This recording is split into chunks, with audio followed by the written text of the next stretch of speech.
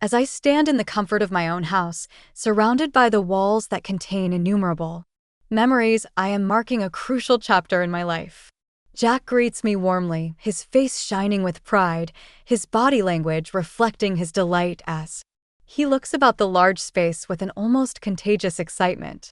We are at the center of my family's home, where my father's vision came to life. My father, who was extremely wealthy, put his heart and soul into this house, turning it into a masterpiece worth an incredible $100 million.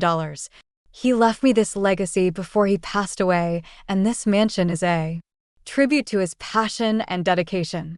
My husband now claims this treasured inheritance, arguing that what was previously exclusively mine should now be acknowledged as ours as I make my way through life without him. Armed with a smirk and unflinching assurance, he is unfazed by my argument that it is important to me, and me alone. I do, however, have proof that confirms my ownership. Documents that list me as the only heir, Sarah. Due to my position at an online bank, I am 42 years old and my life is entwined with the digital world. This was not a random job choice. Rather, it was shaped by the principles my parents taught me. They instilled in me the value of fiscal responsibility through their knowledge of money management, and those teachings have followed me into adulthood. Being raised in a wealthy household, they made sure I knew the importance of money and encouraged me to cherish and save it. Despite our financial situation, I was raised in a modest manner. Exquisite eating was the exception rather than the rule, and my allowance barely outstripped that of my contemporaries. By choosing to attend a nearby public school rather than a prestigious private one, my education was firmly anchored in the community. However, tales about our family's wealth proliferated, depicting a lavish lifestyle with limitless pleasures. Life must be easy for you, Sarah, given your enormous home and wealth, don't you think? You have to have the newest technology and games. Could we come play with you? These kinds of inquiries were typical, but they couldn't be more untrue. My life wasn't nearly as luxurious as many people thought. It was assumed that I had an extravagant life even though I didn't own the priciest toys or the newest game consoles. I was frequently the target of unwanted scrutiny from friends who saw my family's financial situation as a chance to benefit themselves. You're rich, aren't you, Sarah? Would you be able to give me a loan? Such inquiries made me uncomfortable, highlighting a stark contrast between the perceived notion of my lifestyle and the values my parents worked hard to instill in me. In a twist of fate, I found myself in a tricky situation when I accidentally damaged Maria's gaming console. At the moment, my pockets were empty and the timing couldn't have been worse. Around the same time, Julie and I had just started our journey as fifth-grade classmates. She questioned whether I had shared this dilemma with my parents, but the fear of their disappointment sealed my lips. I can't tell them. They might get upset. That's why I'm turning to you, Sarah, she confessed. The thought of saying no weighed heavily on me, fearing it might lead to an uncomfortable atmosphere at school. However, my parents' firm stance on not lending money left me with no choice but to apologize to Julie for my inability to help financially. My refusal left Julie in tears, and it wasn't long before whispers began to spread. Accusations were thrown my way, questioning my reluctance to aid a friend in need given my family's financial stability. I found myself entangled in a situation that I had no part in creating, steadfastly explaining that my hands were tied due to a lack of funds. Amidst this, Maria chimed in with a judgment that stung, suggesting that I valued money over friendship. The situation escalated as Maria and Julie wove a web of lies around me, claiming I had borrowed money without repaying and refused to cover the cost of the broken console. The school's faculty soon untangled the truth, reprimanding Maria and Julie for their actions. Unfortunately, their warnings only fueled the fire, and the rumors spread like wildfire, eventually reaching my parents. In response, my father took it upon himself to address the matter, leading to a meeting with the involved families. Despite receiving half-hearted apologies, I chose to keep my distance from Maria and Julie thereafter, enduring their occasional mocking glances. but no direct confrontation. That evening over dinner, my father offered a piece of advice that I would carry with me for years. With a reassuring smile, he reminded me of the importance of standing firm in my decisions, especially regarding financial matters. Sarah, always remember, it's okay to say no. You don't have to disclose whether you have money. If someone persists, just say you'll need to ask your parents, even though you know it's not permitted.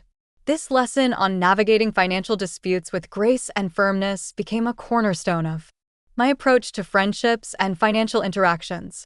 As I moved on from elementary school and later graduated from university, I became more cautious about whom I invited into my personal space, focusing on building relationships grounded in character rather than material wealth. My career post-university was marked by a deliberate effort to steer clear of financial entanglements, dedicating my energy to my work and maintaining a private personal life. This experience taught me the value of boundaries, both in friendships and finances, shaping the person I've become today. At the age of 35, I crossed paths with Jack, who would later become my partner in life. Our meeting was orchestrated by a mutual friend, and despite Jack being a year my junior, his sincere and buoyant spirit quickly won me over. His candor was a breath of fresh air, and it wasn't long before our casual dating blossomed into a serious relationship. 2 years down the line, we celebrated our union with a vibrant wedding ceremony, much to the delight of my parents, who warmly embraced Jack into our family. About a month into our marriage, my father, perhaps sensing the depth of our bond, proposed the idea of having Jack over at our place. Although I had full confidence in Jack, I harbored some reservations about his penchant for conversation, fearing he might inadvertently divulge sensitive family information. However, emboldened by a month of marital bliss, I decided it was time Jack knew everything about my background. Thus, I extended an invitation to him to visit my parents' home. Jack's reaction upon stepping into my family's residence was one of sheer astonishment. His awe was palpable, a clear indication that the reality of my family situation had taken him by surprise. The visit, although warm, left Jack with an insatiable curiosity about our financial standing, a topic broached repeatedly during our journey home. My own knowledge of the specifics of our family wealth was vague, yet Jack's inquiries stirred a sense of unease within me.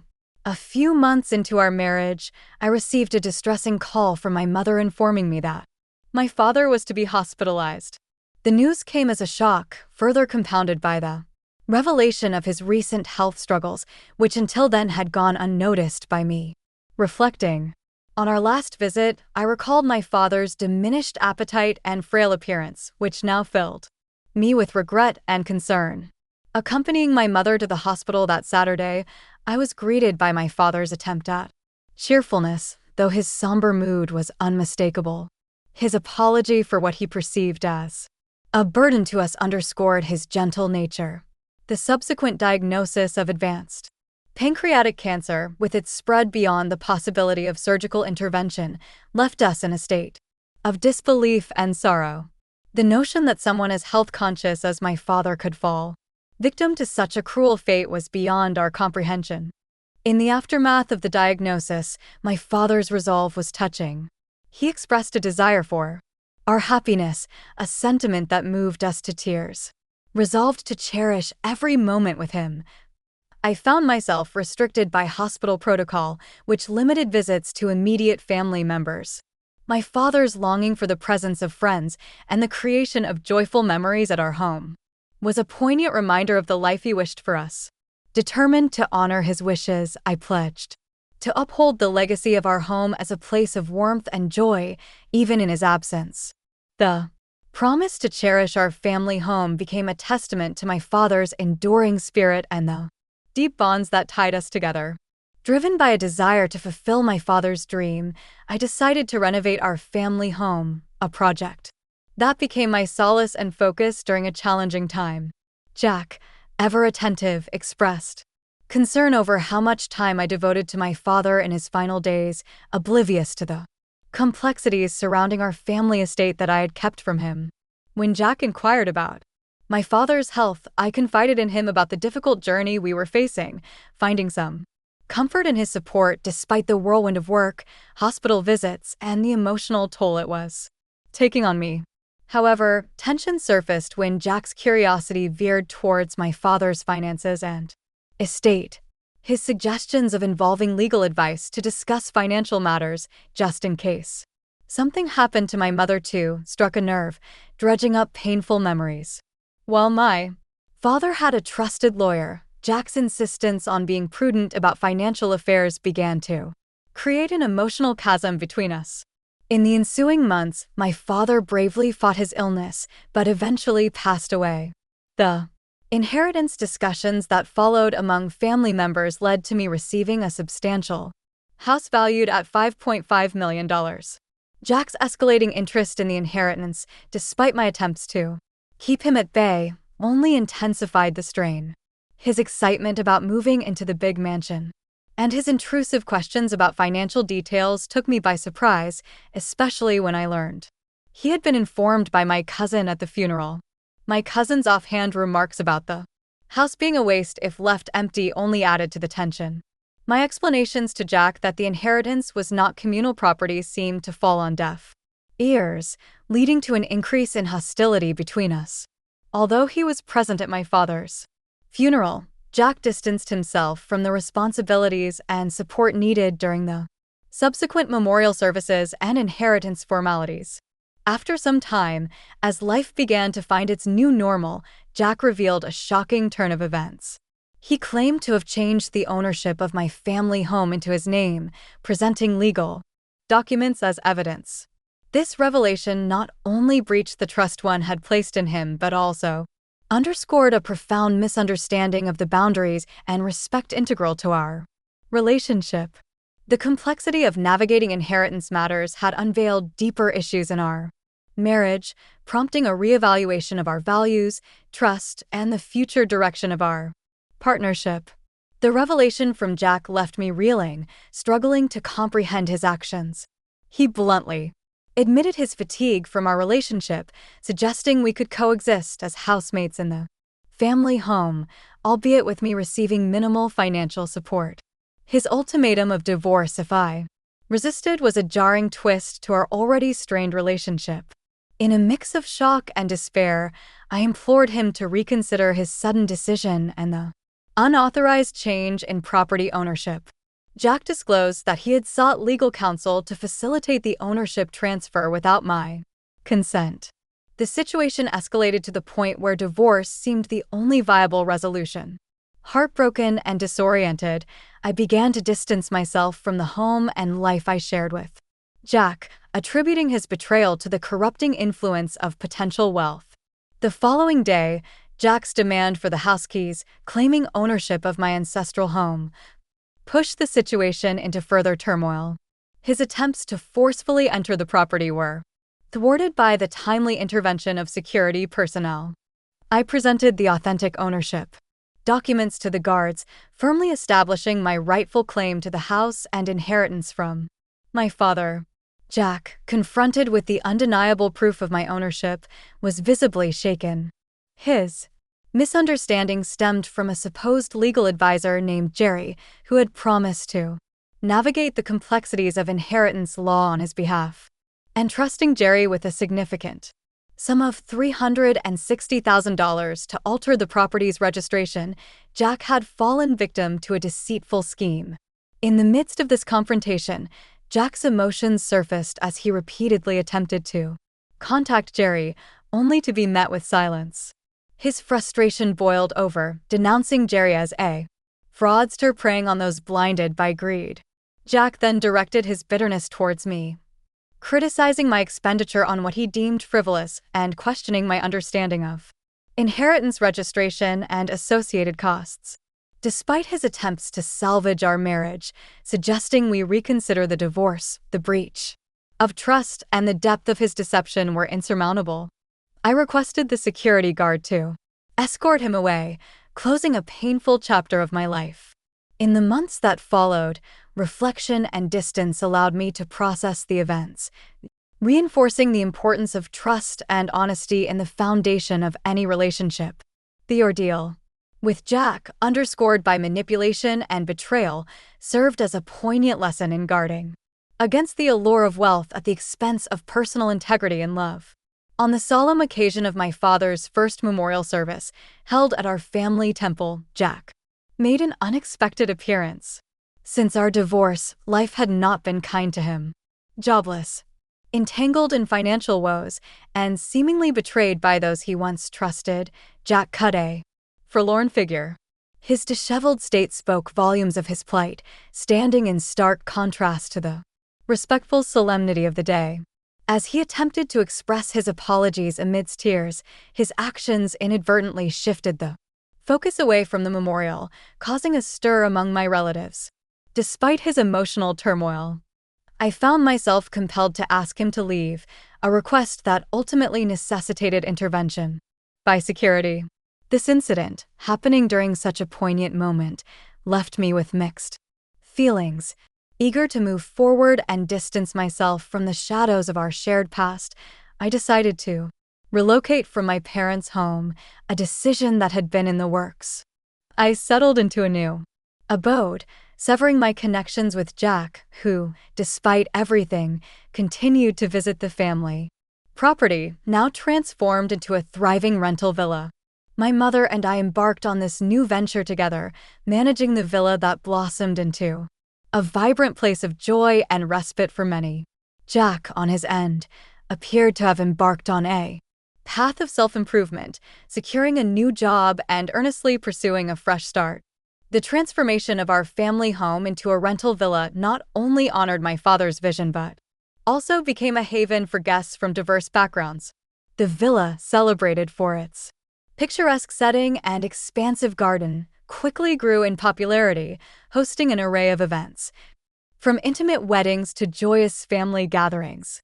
Managing it alongside my mother deepened our bond and immersed us in a fulfilling journey of hospitality and service. In time, the success of the villa enabled us to enhance its offerings, introducing a swimming pool, an inviting outdoor lounge area, and a playful corner for children. Our dedication to creating a welcoming and memorable experience for our guests solidified the villa's status as a premier destination, drawing travelers in search of tranquility and unforgettable moments. This venture not only allowed us to realize my father's dream, but also provided a platform for creating cherished memories, echoing the warmth and hospitality that he always envisioned for our home. While tending to the garden of our rental villa, a sense of profound satisfaction washed over me. The transformation of our family home into a haven where guests could gather, celebrate, and forge enduring memories filled me with pride. I could almost feel my father's pride in what we had achieved with his vision. This venture had not only turned his dream into reality, but also bestowed upon us financial stability and newfound independence.